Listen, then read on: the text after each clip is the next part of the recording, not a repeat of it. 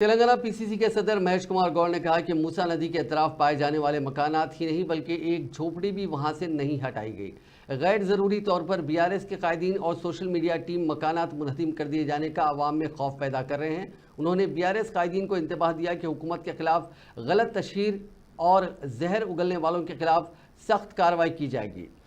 उन्होंने BRS party social media पर बाज़ अफराद को रुकुमात देते हुए हुकूमत के खिलाफ बयानात लेने का इल्ज़ाम लगाया। उन्होंने कहा कि मूसा नदी की सफाई से हैदराबाद शहर में बड़े पैमाने पर सरमायाकारी होगी। मूसा नदी के तरफ पाए जाने वाली गैर मजाज इमारतों को हटाने से शहर हैदराबाद को सैलाब की तबाही से रोका जा सकता है, वरना हैदराबाद का हाल भी वायनाड की तरह हो जाएगा।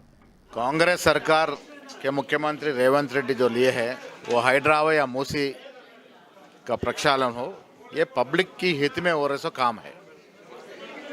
मूसी रिवर जैसे 200-300 साल से पानी दे रहा है, अभी बहुत कचरा जमा होके उसको क्लीन करने का समय आ गया है।